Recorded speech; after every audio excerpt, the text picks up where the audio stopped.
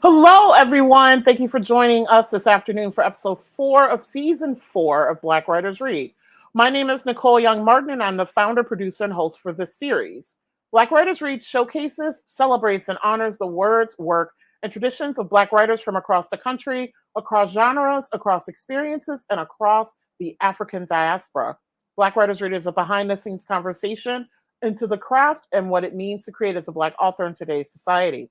Since starting the series during the summer of 2020, we've hosted over 50 authors representing 10 plus genres from 4 countries and 14 states. Today, we're introducing a new mini-series that will be a part of our regular programming.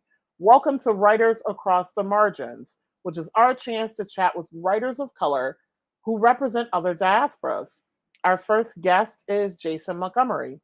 Jason R. Montgomery, or JRM, is a Chicano Indigenous Californian writer, painter, community artist, and engagement artist from El Centro, California.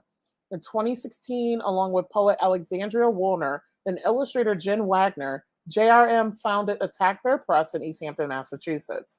Jason's work engages the cross-section of Chicano Indigenous identity, cultural hybridization, I almost said colonial, oh, sweet Jesus, post-colonial reconstruction, and political agency.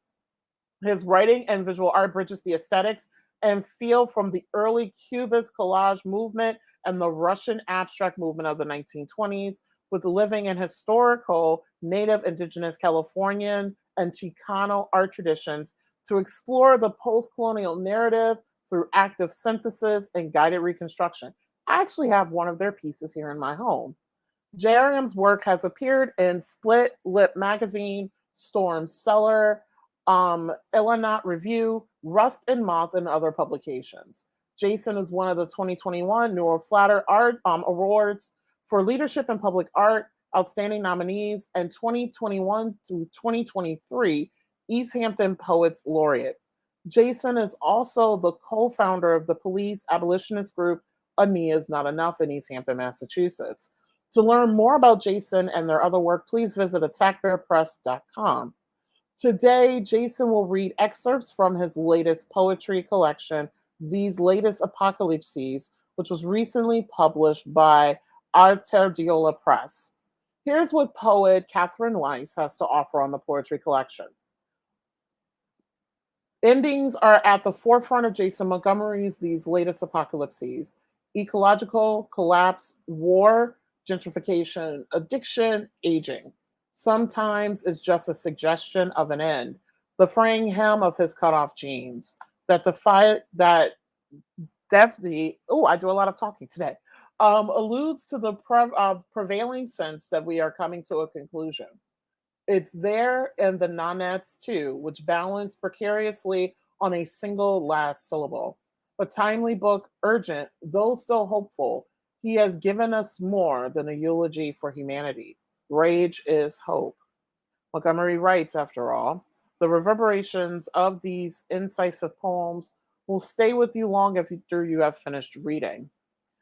For those either familiar with my work or that of Jason's, you would have seen both of us together collaborating on several projects, I think since 2018, including several Valley Arts Mentors panels, various Attack Bear Press projects, and more importantly, the Locating Me chapbook anthology that I had the honor of publishing with Jason, Catherine, and a few others who helped with that initiative a couple of years ago.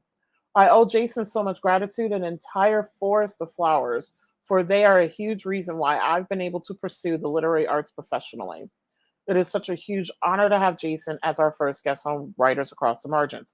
Actually, they're the reason why I created Writers Across the Margins. I remember a little bit ago on Facebook, sometime this summer, they posted the book, The Latest Apocalypses, and I was like, oh, I didn't realize you had a new book coming out. Okay, I need to find a way to talk with you. And I was like, okay, I can use the platform that already exists of Black Writers Read, and boom, here we go. Writers Across the Margin. So Jason is the first author who will be featured on this mini-series. So for those of you who are new to Black Writers Read, here's the format. Jason will first share excerpts from his work, then we'll chat about their book and writing career. If time remains, at the end of the conversation, we'll open it up to question and answer with those of us who are joining us today. We typically have people joining us from Facebook and YouTube. If you have a question, please feel free to include it in the comments section on the platform where you are joining us from today. I will compile the questions and either pose them to our guests following the conversation or insert them during an appropriate time in our chat. So now I'd like to bring Jason on to the virtual stage.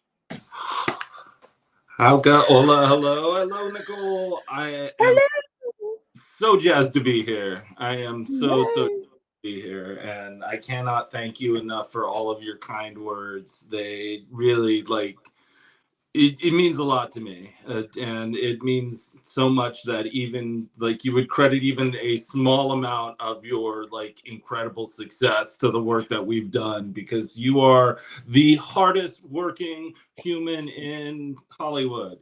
and I mean, it's such a blessing to see everything you've built and created, and to even have a small part in that is a huge point of pride for me. So thank you very much. And to everyone out there, I guess I'm reading. I guess that's what I'm doing now. Yep, the stage is yours. Stage is mine. So hauka, hola, hello. My name is Jason Montgomery.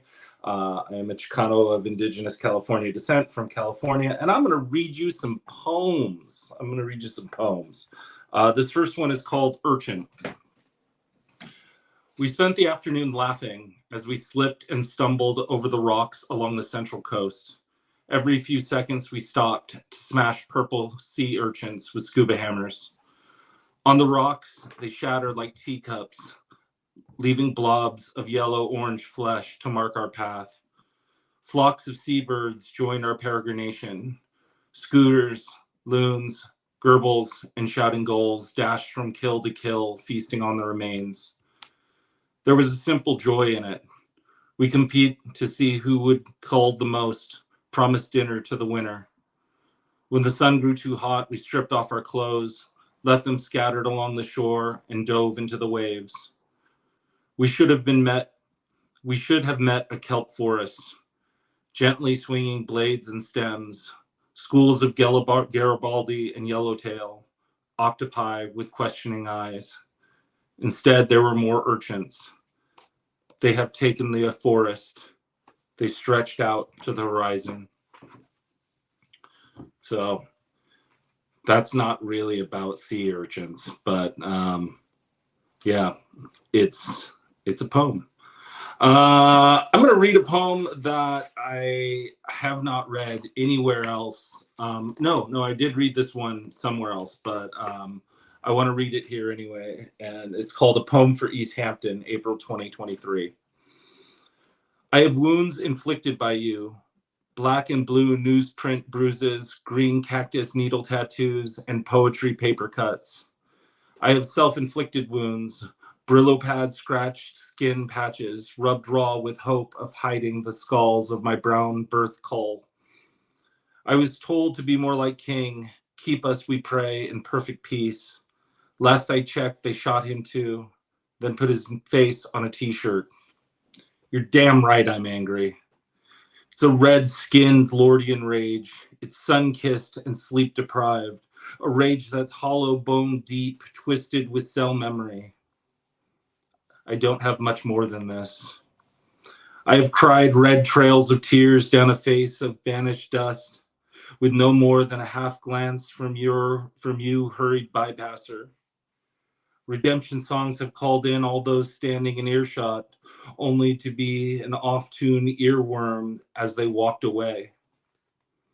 Please hear this fair cause for rage. It's my black burning belief that voices raised in anger will finally be heard true.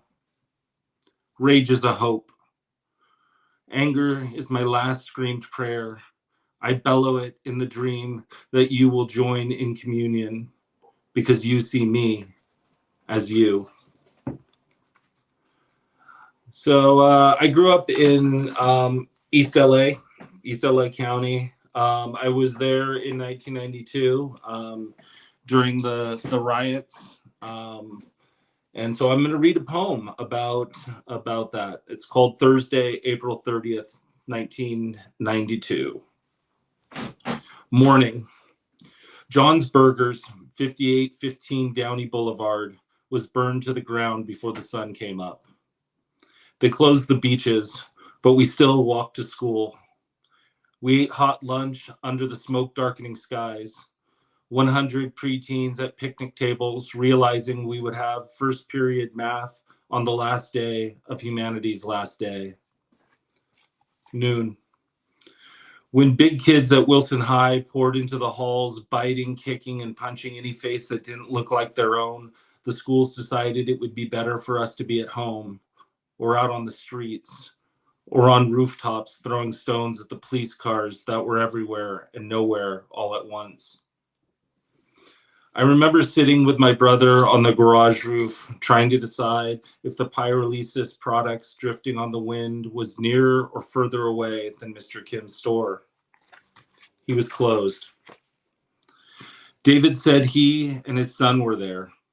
He had seen them, although the neon beer signs were off and the Street Fighter machine was dim. They stacked bags of rice along the glass front doors, but waved to him from the dark store. Evening. The neighborhood men paced the length of the block half-heartedly. They made groups of 2 or 3, but when 4 or more stood for too long, one of their wives would break them up. I don't know where my father was. Working, as likely as not. At 6 p.m., the police drove slowly along from block to block, announcing the curfew. We had breakfast for dinner. Bacon, pancakes, and eggs. My mom was grateful the wonderful world of Disney was only interrupted once by the news. Night. We slept with all the windows closed. The sounds of helicopters and sirens seemed no better or worse than any other day. So that was a poem about being in Los Angeles during the riots. This is a relatively new poem. It's called Poem Like a Body. The wrinkles and runs have become more pronounced, less uneven, more perfect for their imperfection, more widespread, covering the totality of my excuses, like glaze before firing, like a quiet night. This poem is my body. I miss lying on the living room floor on Thursday nights. I miss the smell of cigarette smoke hanging on the morning air. Feeling really bad only to get over it once the afternoon sun comes through the side window. Being skin and bones one day. Being ready. This will be the better year. We will finally make a little money. Finally paint the hallway. Finally fix this poem that is a body. Finally fix this body that is a poem. Finally fix the doorbell. This will be the best year. There's sanitizer in all the cars. Crumpled and stained paper mask in all our coat pockets. I cried last night at the end of an end. The last episode of a show we watched only because we'd run out of things to say. This poem took years to write. It is still not done. So this book is called These Latest Apocalypses, and it was written and inspired by my auntie, my Aunt Linda. So hi, Aunt Linda. I hope you figured out how to use your computer so that you're watching this. So this is the title poem from this book. This Latest Apocalypse. My auntie is prepping for this latest apocalypse. Laughing, she references the current Russian president alongside Sierra, Burnett, and Cortez. Just another in a long list of apocalypse men. She asks if my brother sent me potassium iodine yet. He has some left over from when his thyroid was removed 15 years ago. He told her she will need to take one once a day when it all starts. It is just one of the apocalypse instructions she's written on pink cardstock from her scrapbooking supplies in her quick and tight handwriting. They sit by the computers she doesn't really know how to use in her little office. There's also one that says, quote, close Yahoo, open Google Mail, parentheses, Gmail, account, better. In her spare room, the one my sons call their bedroom, she has me assemble a wire baker's rack that she purchased from Costco. Her supplies are cans of pinto beans, powdered Ensure, corn tortillas, and one bottle of Chick-fil-A sauce. Over dinner at La Fonda, when I ask for her plan, once all the food is gone, or if there is no power during the summer when the heat reaches 120 degrees, she simply says, with a laugh I know from the other side of the world, I will live or I will die, just like all the rest. So I think that's my reading. I think that's my reading for the day. I hope everyone enjoyed it. Yay! Muppet Flail, which I have to I have to say, because also not to like mention our other lives, but Jason and I are both pretty prominent in the nonprofit scene in Western Mass. And every time like I go to a meeting, I'm like, oh, I don't want to be here. And then I see Jason, I'm like, Muppet Flail, yay! Family's here, family's here. I had that exact same thought when we were both on the community foundation thing the other week. I'm like, oh, thank God, Nicole is here. I was like, yeah, I don't feel alone. But y'all just don't understand. Like one of the things that Jason and I talked about before we go into the questions, before we came on, Jason was like, I don't think I've read in the area. And it's so interesting that they say that because Jason, you've like presented and helped stage so many opportunities for other people to read. Like y'all just don't understand. Like I'm like, wait, you haven't really read your work in the Valley, but you've staged opportunities for others to do that. So I'm just like, yo. Yeah, that's my little bit of karma, like just trying to give back a little bit. And I think there's so many great voices in the Valley that need to be heard, that like the work of actually like making sure those voices get heard. Like, I feel like that's the little bit I can do, the little bit that I can really do to make sure that stuff happens. But then I turn around and I'm like driving to Maine to do a reading on my own. And I'm like, what am I doing?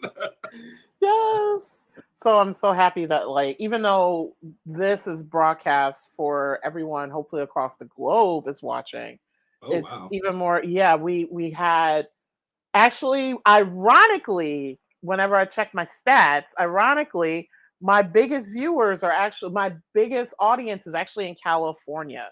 Ironically. I was like, wait a minute, California, that's interesting. And I've had folks from Portugal and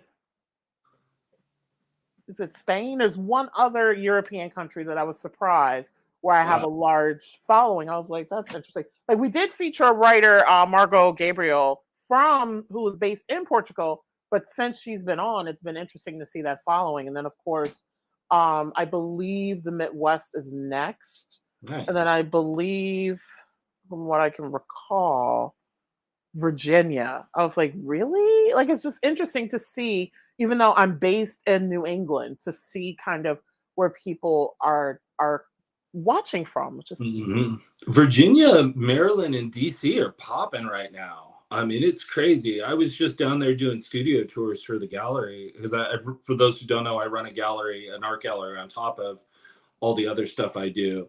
And I mean, it is jumping with some amazing voices down there. Like I was just like, oh my God, I gotta move back to DC.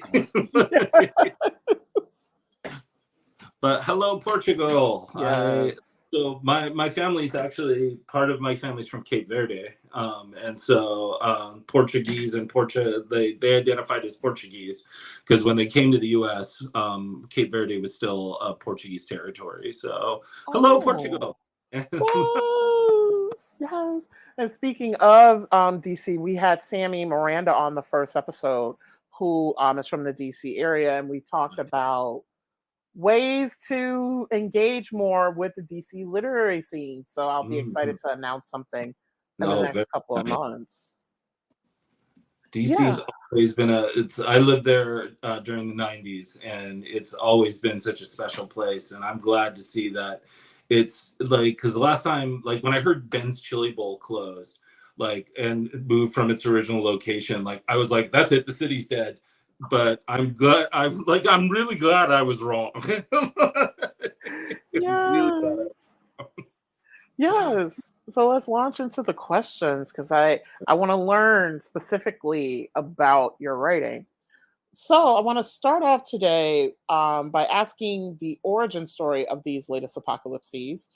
Um, Before we came on, we talked a little bit about the different racial diasporas and the Yeah. apocalypses we've all have already experienced. Mhm. So I'd love to know the story behind the title of this collection and then why this collection at this moment.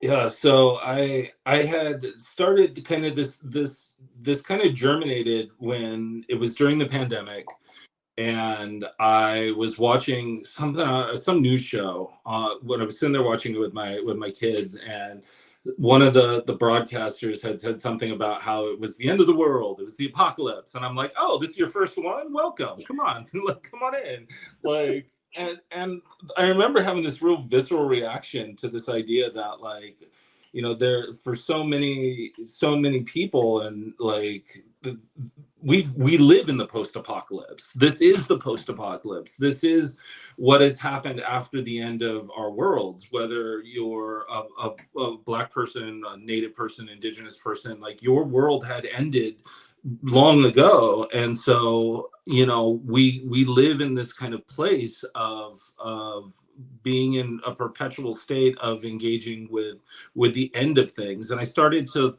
write at that point without really knowing that it was going to end up being this manuscript about the end of things, because for me personally, I realized how much of my life was defined by these ends, and by these sometimes apocalyptic ends, some that came centuries before I was born, and some that I played a direct like role in. So I started writing and was producing poems. In part, I was doing another project as well called the Text Poems Project, where you could text me and I would text you a poem back. And so that theme started coming up in those poems that I was sending to people, and which I would love to have known, like, what people thought when they got like a real sad poem about the end of the world. Like, but and it wasn't until I think I had gone back to California during the pandemic, because for those who don't know, I kind of live a bi-coastal life. My kids are half the year they're in California, and actually surprisingly the town that I grew up in East LA, and then half the year they're here. But when they're in there with their mom, I go back every month for 5 to 7 days to be a parent.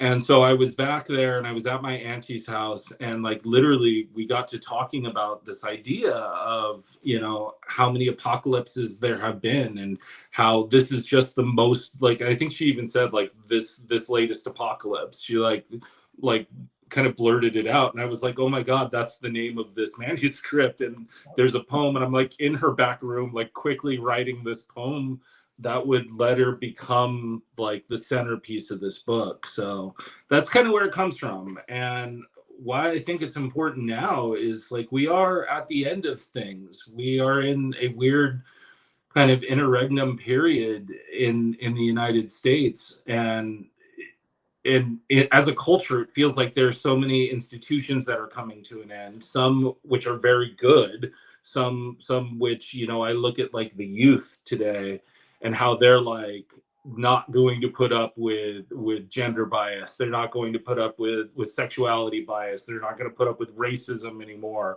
They are done with it, and they're bringing those things to a crashing halt. It gives me a lot of like joy. And then on the other hand, like, there are things that are watching coming, like, you see them coming, you see this kind of wave of the next end of things. And so that's why I feel like folks, like, I hope these poems can bring a little bit of comfort to people, and a little bit of understanding, and a little bit of like, hey, like, this is not the end of all things. This is just the latest apocalypse. You will be okay. We will be okay. Like, here's some of my own personal apocalypses. Like, and I'm still here to write these poems for you.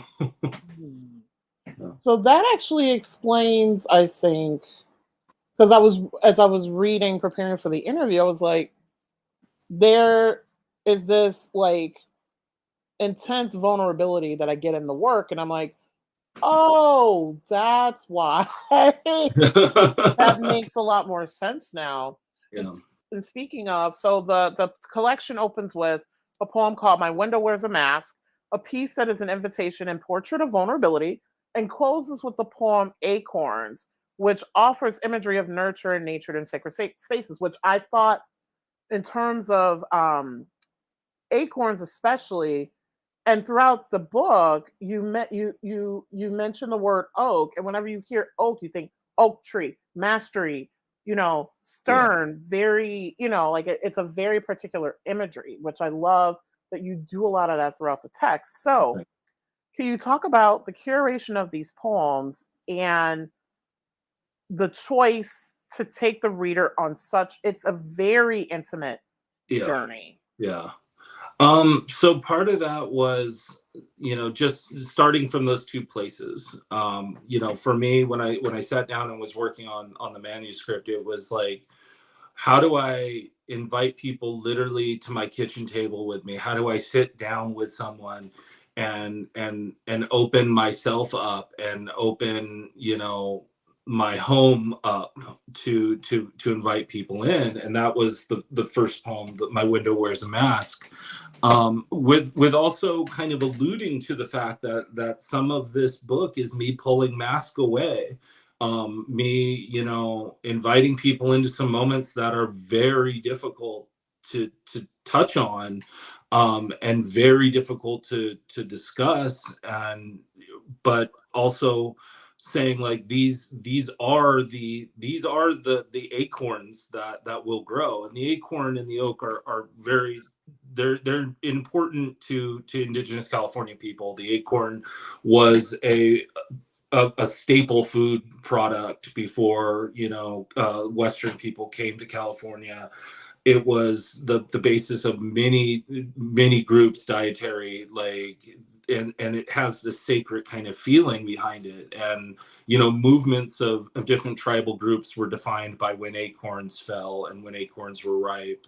And so ending at that place that was like, here's this sacred thing I can hand back to you at the end of our journey together, that endures, that will grow, that will propagate, that will hopefully like show you that, like, even though we've been on at times discussing some really painful things, there is this seed that will grow and hopefully and sprout more oak trees. Because I look at people as being like, for as often as I'm called a cynic, like I look at people as being very hopeful and very enduring. And like the fact that particularly like Black and brown people, the fact that we're still here and still thriving like oak trees is remarkable.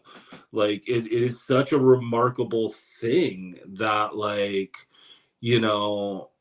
that so much growth can happen. And like it baffles me every day, like, and it inspires me every day to want to do more work and want to be of service to that, like to that endurance, like so that my very limited time here can add to that endurance. So yeah.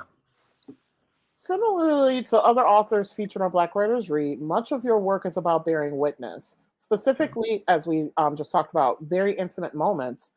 I love how you render specific moments in your poetry, those that would only be experienced between two people. Yeah. Can you talk about your writing process? How do you arrive to these moments? And then how many drafts does your work usually experience? And I ask especially the last question, because your language is so finessed. Like every word, it feels purposeful, and the order and the mechanics and the narrative and the imagery and the images that you illustrate in your text, like your your words are so particular. So I'm like, how many drafts do you go through to get to what we see? The answer to that's going to surprise. Some of them are first drafts. Like, What? yeah, some of them are first drafts. Like the no nets in particular, the ones that came out of the text poem process, those I only had one shot at. Like, you know, because the person who was going to be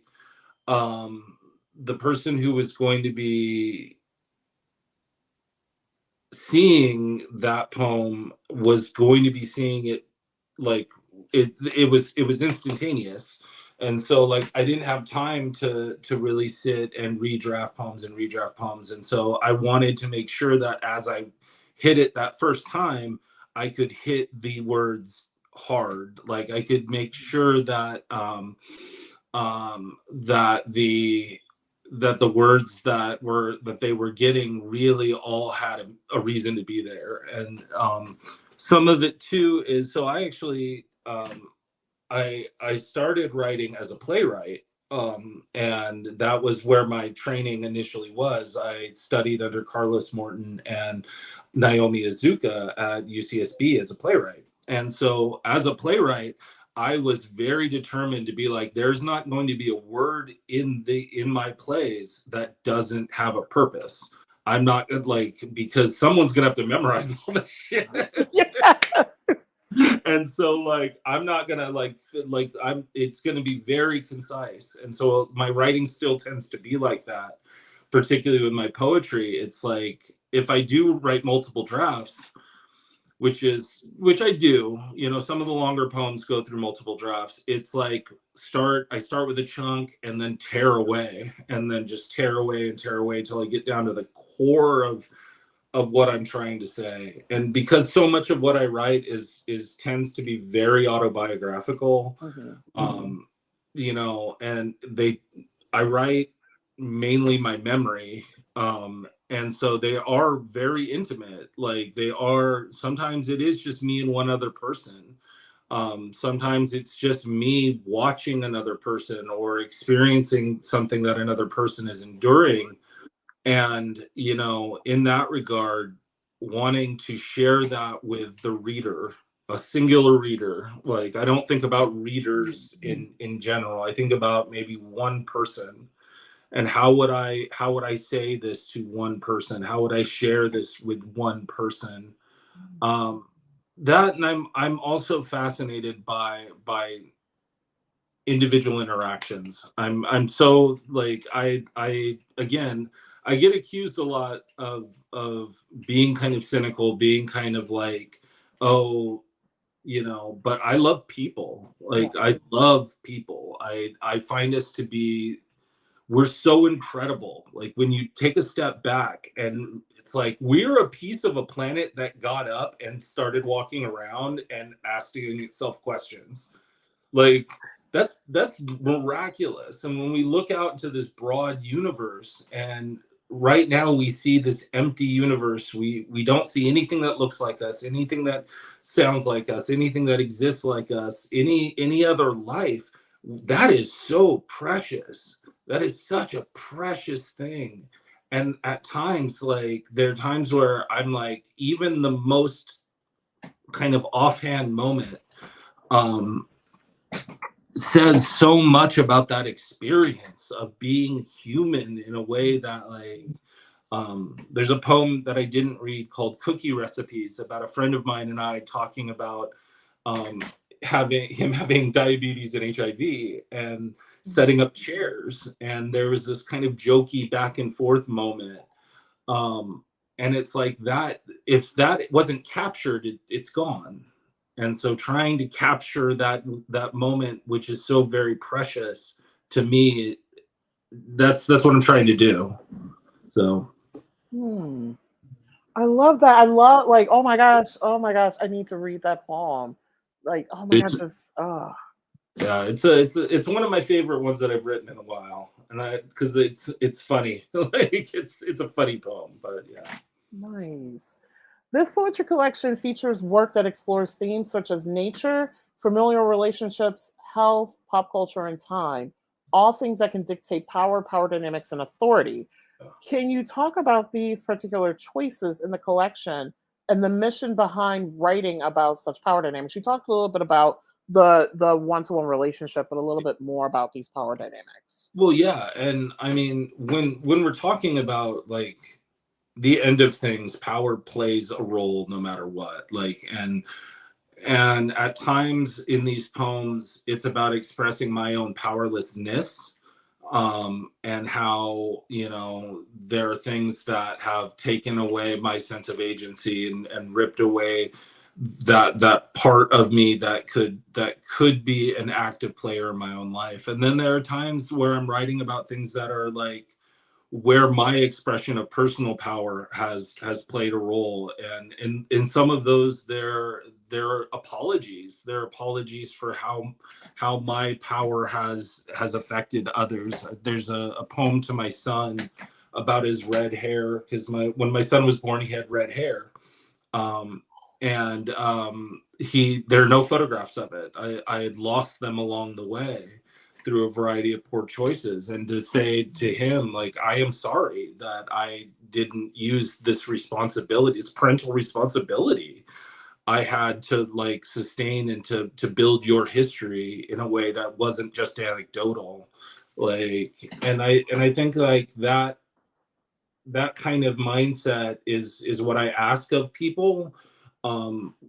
If I'm asking anything, to remember your power and how you individually are playing into some of these relationships, how you individually have a role to play in the power dynamics that happen across the world.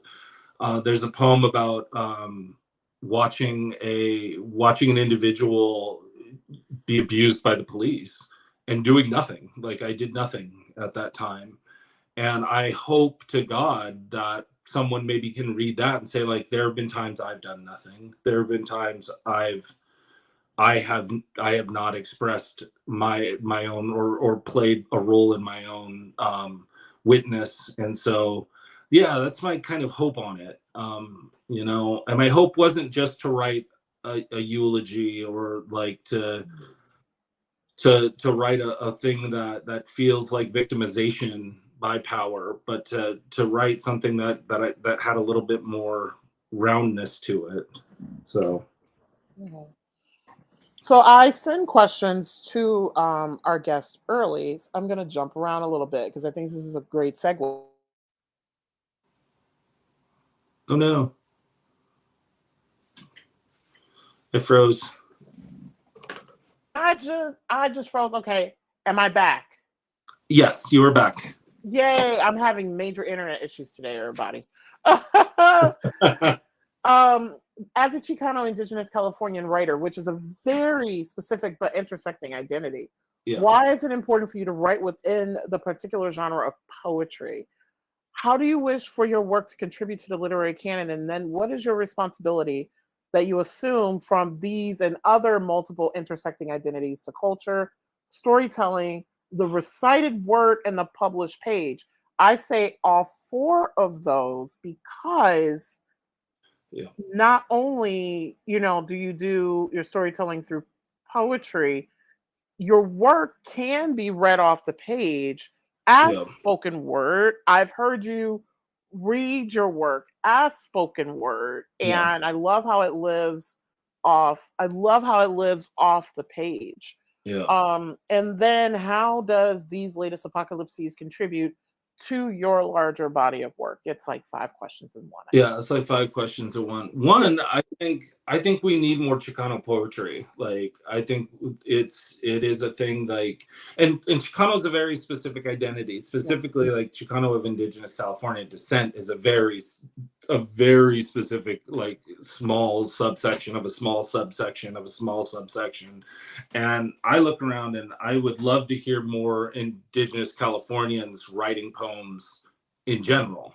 like in general, because, you know, for those who aren't aware, like Indigenous Californians, we went through a genocide in the late 1800s, early 1900s that is largely overlooked by the United States. It was only just recognized by Gavin Newsom in 2019 as actually having happened.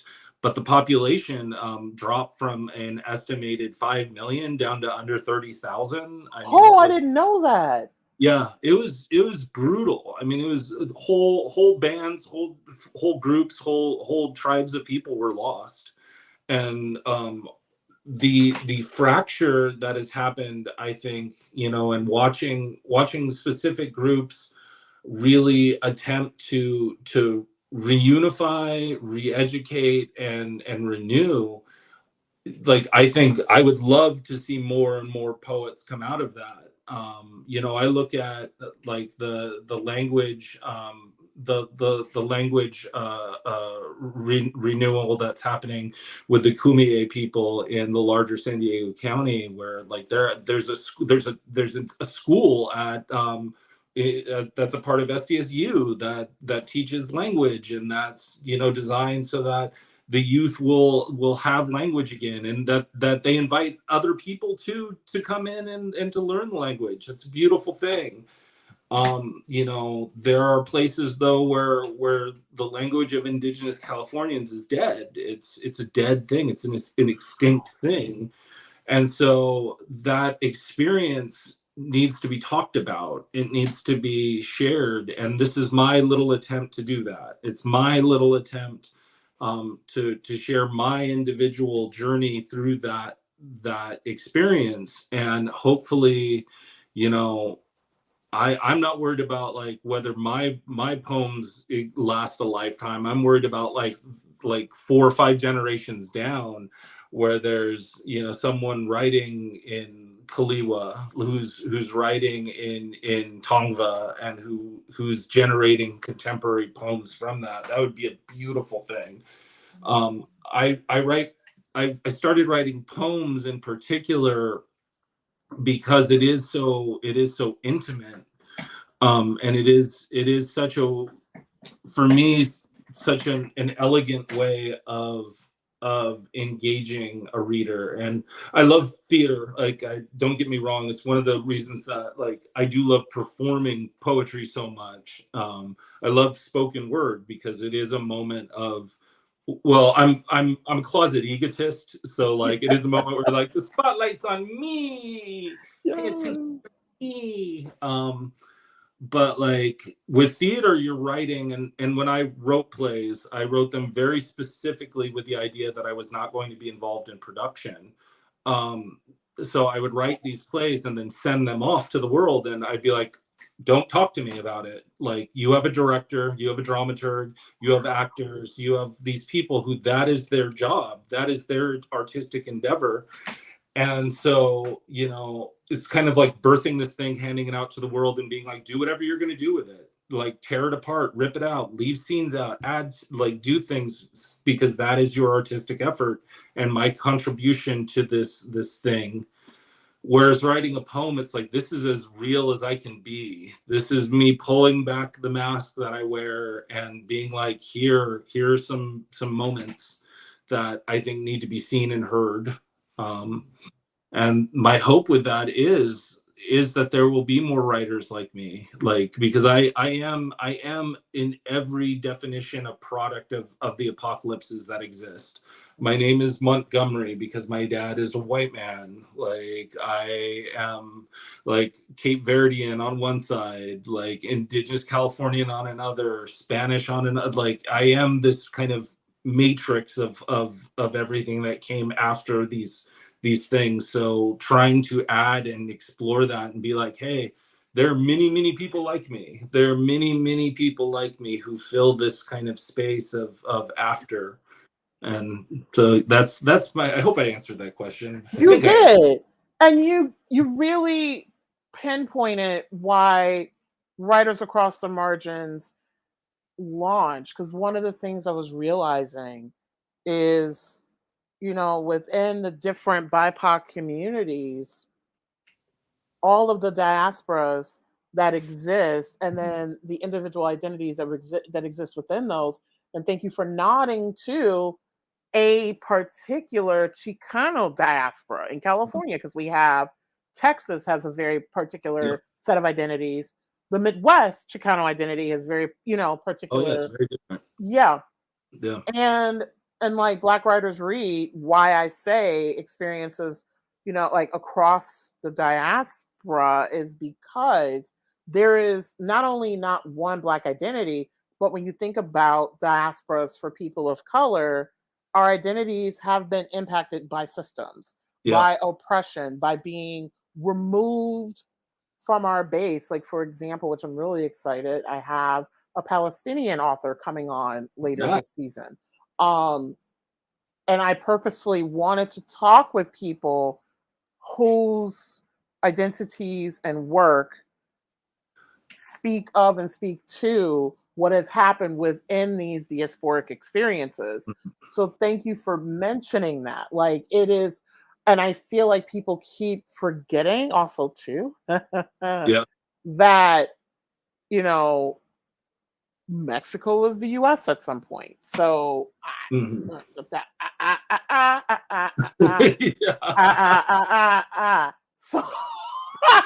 and it's funny because standardization of identity is a colonial practice. And it is a colonial practice that still is very much in play, where it's like, people want to categorize all people, Spanish speaking or Hispanic people, Latino, and that Latino identity it just covers everyone. It's like, no, man, that's not how this works. There were multiple colonizations by different groups, by different people that happened over years, that transitioned identity, that changed how communities interacted. And you can't just use that one blanket term. And we shouldn't. I personally think we shouldn't. I think, that's the blessed place of being in a decolonial moment, is we get to unpack that and be like, here's this sub identity, here's this subset, here's how it interacts. That's a beautiful moment to be in, and we shouldn't rush through it. I feel like there is a desire, and this may sound a little harsh, but I think there's a desire specifically from the white population to get to the end. To get to the end. Like, they just want to be done with it. They don't the change is painful. The change is going to be painful, and they don't want to deal with that. They just want to be at the end product. And it's like, no, the end product, hey, there is no end product. We're not going to get there. You're not going to get your racism graduation certificate. Your racism. It's not like walking across the stage. No, this is not going to happen. But the process itself is so interesting. And with my book, there are moments where I'm trying to reconcile that in myself. There's a poem called Indigenous Time, where it's comparing being at home with my grandparents and being at home with the family, with big F family, and then having to go back to the city, and the differences in that, and in those two places, and what it takes to leave one place to be in another, and the back and forth. So So in other news, as mentioned in your bio, you hold so many gifts and talents, including as a visual artist. Colors show up very prominently in the poems of these latest apocalypses.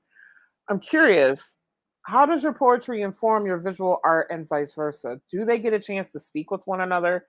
And when do you work on each art form? So I think this is an ADD thing. I am ADD, neurodivergent, and I think in pictures. Largely, I think in pictures. And the act of writing for me is the act of transcribing of a picture that's in my mind, of a visual memory that exists in my mind. And so the color that comes through that is the color that's literally in my brain, as I'm picturing a memory and trying to describe what I'm seeing and transcribe what I'm seeing. When I'm dealing in visual art, it's a lot easier. In fact, it's a place that I can kind of step back into, because a lot of when I'm creating a visual art piece, it's a very non-thinking moment. It's about creating a color. It's about creating an expression. It's about creating something. And usually I have an idea of where I want to go, but more often than not, I'm just standing in a place of, well, it's funny. I just gave an artist talk in Connecticut with the painter Power Booth.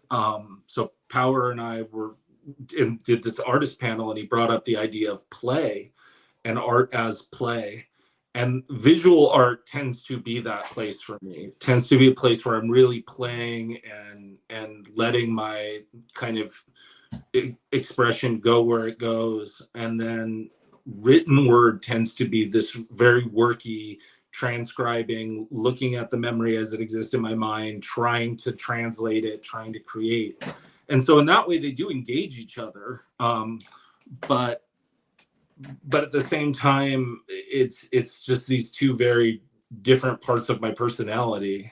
Like, so. And then how would you say, I would just say overall your literary voice, especially given that you started off in playwriting, which Yeah. I kind of did as well. I started in theater and then launched into poetry, and I think the two can speak very well to each other. How has your literary voice evolved as you delve more into poetry? It's gotten a lot more honest. Like, if I'm being real, Oh, a lot more honest. I think with theater, it's easy to hide the broken pieces of myself. It's easy to take those bits and pieces and make a character that's kind of, well, that's kind of one part of me over there, but he's somebody else. I don't have to face. He's going to make choices, but those aren't my choices. Those are the character's choices. Whereas with poetry, there are moments where it's like I have to really pull the mask away and be like, this is who I am. This is, and because like they're so autobiographical, it's like it's hard to open myself and be that vulnerable. Like, and that's one of the reasons I was surprised that so many poems came out of this, because it can be jarring to try to look at yourself and be honest. And it can be really jarring to want to turn a voice in, and it leaves you in this place of trying to turn a voice into a character. It's like, oh well, this isn't me. This is and it's funny. Catherine Weiss, who wrote one of the blurbs for the book that you read earlier, has actually been like, can we maybe see someone else's perspective for a minute? And I'm like, no, we can't. Like, if we do that, like, then I'm gonna hide. I'm gonna hide behind a creation. Whereas wow. poetry is like me trying to get very honest, and I still fail. Like, I still fail. Like, there are still places that, like, there's a poem in there about the death of a child that I basically, it's like it feels like such a cop-out poem for me, because I'm like, I'm not going to talk about this. Like, because there are places that are so hard. They're just everything inside of you. And how do you open up to everything on the page? Like, so. Wow. And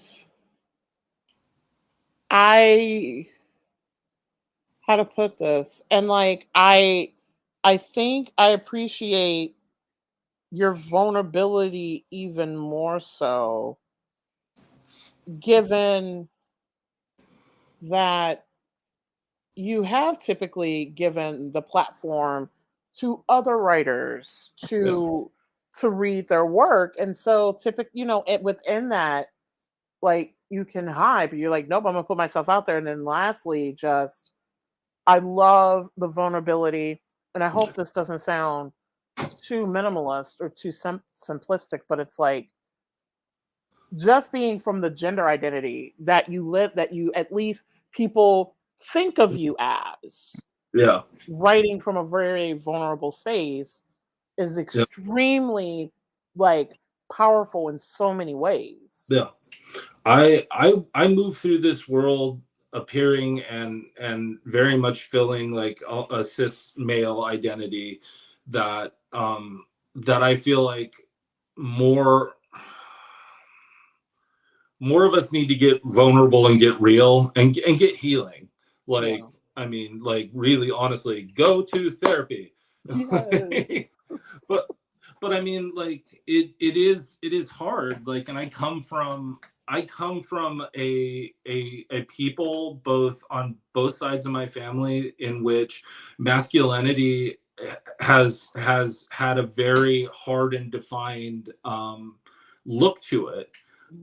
There's a poem about my dad in which I talk about how like the world softened before my dad did, and like it has, and I don't want to do that. And I don't feel like masculinity should require that of us. It should allow us to be vulnerable. It should allow us to share and and in sharing, like take accountability and responsibility. And that's the thing that I hope too, that that maybe some of the male readers or masculine identifying readers can understand and say like, oh, I can let people inside and share, because if I keep some of this stuff in, it's going to, like, the weight of some of the memories that are in this book can really tear you down, like. And so my hope is that folks maybe can go like, no, it's now I'll write a poem about like this thing that I experienced and be vulnerable in that moment, or at least just be vulnerable in a moment. Yeah. And then lastly, to close this out, what is next for you and how can the Black Writers Read community support you on this journey?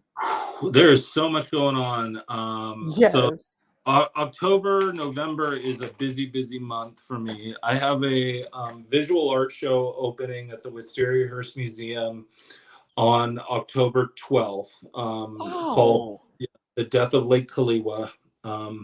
So this show is largely about my home territory, and Lake Kaliwa was a cyclical sea that existed in what's now the Imperial Valley. That was when the West came, they blocked off the water source, and through a series of unfortunate events, there ended up being a small body, it's 22 miles across, but called the Salton Sea. And people often think of the Salton Sea as this ecological disaster, this man-made issue, this thing that like, and it is all of those things. It is all of those things, but it's also a remnant of what existed before colonization. It is a remnant of this giant life-giving, life-sustaining sea that would cycle through its lifespan. And so I wanted to I did a show when I was in residence at Mass MoCA. I built this show, and so I'm hoping folks come and see it, come check it out. It's a series of 12 collages and some other work. We have the community ofrendas coming up at the end of October, beginning of November. We do those every year. I think this is the 6th annual Holyoke Community Ofrenda. So it'll be located at Laurel Park and at the Wisteria. Wow. Yeah, we're doing 2 sites, and the Laurel Park site I am so jazzed for. I am just like, we did it there last year, and it just so happened that the construction coincided with Halloween, which normally we don't do, but like the amount of little brown kids dressed up in their Coco costumes walking up and seeing, oh dude, oh fam, oh my god, there was so much. And there was this one little girl. She came up and she gave me a master's class on ofrendas. Like, this little girl knew her business inside and out. And so I am so jazzed to redo it again this year and have it up. Then the gallery, I run a gallery called 50 Arrow Gallery. It's a BIPOC centered art space. We are moving. We are actually moving, and I feel at liberty to say it here. I don't think I've announced it publicly yet. So we're moving to Suite 136 in Eastworks. Oh, wow. Yeah, we're going to be on the first floor of Eastworks. We're tripling our gallery space. There's so much exciting stuff happening. We're going to have a couple of Guatemalan artists come in November. Clemente, who is one of the artists who I hope Clemente's watching this. I'm so excited to have you here, Clemente. We actually met during my time in residency up at the studios at Mass Mocha, and he's an incredible artist. Then we have Justin Beatty following. Nice. Justin's awesome. And then it's the next year is off the hook at the gallery. I mean, it's largely, if last year was largely an Indigenous year, this next year it's Black joy. Like, it is, there's going to be, I think eight of the 11 shows are folks who are Black or African American or from the diaspora. So it's going to be a cool year. It's busy though, like, so busy. And on top of that, Jason will be traveling back and forth to California. Yeah, back and forth to California, trying to do more readings, get the book out. You can find the book at Amherst Books, Broadsides Books in Northampton, Blue Moon Book or Book Moon in Easthampton, or you can find it on attackbearpress.com. So I stay busy. Are y'all also still doing the poetry like machine too? Sweet Jesus. Yeah, so that is a project. That is one of Alex Woolner's projects that I help support, called the Poetry Vending Machine. There are actually going to be 2 new poetry vending machines. Currently, you can find one of them at Wisteria Hearst, one of them at Amherst Books, and there's going to be others that I cannot announce where they're going yet. Yeah. But and we're always looking for poetry. If you are a poet, where's the camera? If you are a poet, yes. Visit attackbearpress.com and submit to the poetry vending machine. So yeah, right there. Because we are always looking for new poems, and Alex is doing a new spicy poetry. So it's all your sexy, spicy poetry. So yeah, so jazzed for it. So yes, and we're actually going up there right after we finish this to refill the machine. I'm telling you, y'all are big. Like, I cannot. I just like, I don't like. How do y'all do it all? It's 2 people with untreated attention deficit disorder. That's all it is. It's 2 people with ADHD. Wow. Oh my gosh, I can't. And it's like when people ask me how I do everything, and I'm like, because a lot of things don't get done. Like, you should see the pile of laundry that I have right now. Like, I'm not going to wash it. Like, it's not going to happen. No, it's not going to happen because we have other things that we have to be doing. Exactly. The joy of a fluff and fold is that I can drop my clothes off and just go do all the other things I got to do. Yep. And that's one of the things I'm trying. People say I need to do is just, job out things. And I feel guilty doing that because they are things in my home. But it opens up so much time to be able to do that. Yeah. And that's, I look at it too as being like, well, this is a thing that I have to do. Like, if I'm going to live my life like I'm living it, I have to be able to like delegate some of the things that happen, like, or it's all going to fall apart, and that doesn't help anybody. That is so true. But we've come to this time. We're wrapping up. I'm like, this was such an amazing conversation. And I actually learned more about you today. Oh, really? Oh, I'm glad.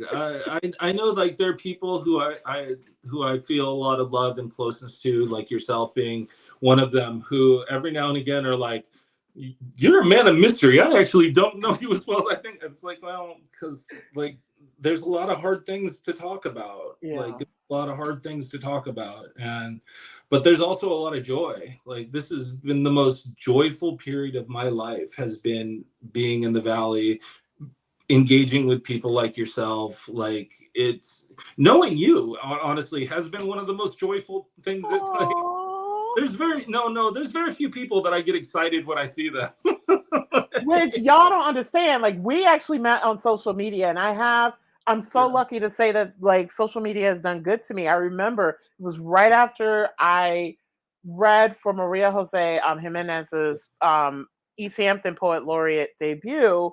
And it was my first time reading in like years, because I was ostracized for a while. That's a whole other story.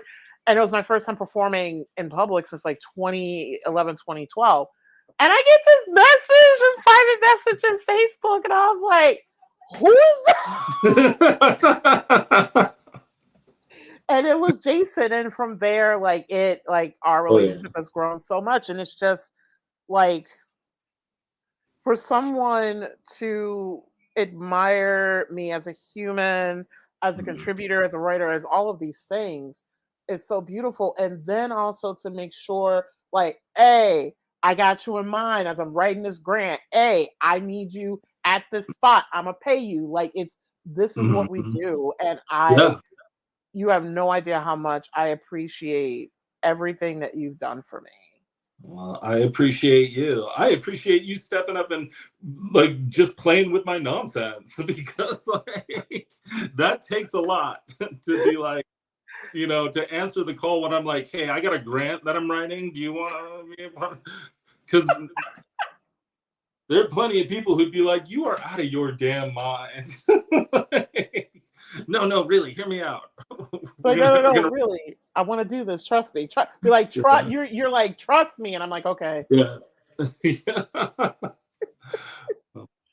Yeah. So, Jason, please give my love to Alex. Will do. Yes.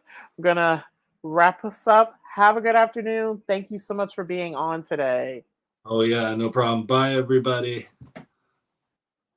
So thank you all so much for joining us for episode 4 of season 4, the launch of Writers Across the Margins on Black Writers Read Presents. We'll be back on October 21st at 3 p.m. Eastern Time with historical fiction and romance author Karika Fields. Also, we're hosting a virtual book club discussion. This is actually a reschedule from this summer with Natasha Gordon Chippenberry on her book Finding La Negrita on Sunday, November 5th at 2 p.m. via Zoom. For those who remember, she was on episode 6 of season 3. Our virtual book discussions are opportunities to bring together our guests and members of the Black Writers Read community to talk about books featured on the platform. An intimate conversation. Spots are limited, so please visit our website at blackwritersread.com to purchase your ticket today. The author will be there to take your questions on her book, to talk about the book, and also ask questions about her other work. Also on our website, when you're visiting to get your ticket for the book discussion, our past episodes. Be sure to subscribe to my YouTube channel, which is just Nicole M. Young-Martin, to keep up with episodes of both Black Writers Read and my other projects. Black Writers Read, the audio podcast, is available on Apple Podcasts, iHeartRadio, Spotify, and Google Podcasts, as we post the audio from each of these episodes after a week or so after the live stream. Thank you so much to everyone, to our viewers, for spending your afternoon with us, and more importantly, for ensuring that BIPOC authors continue to matter. See you soon.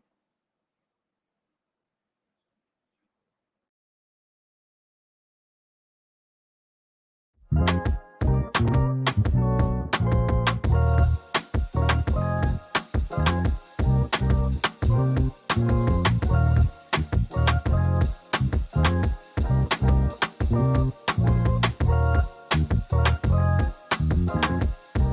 you.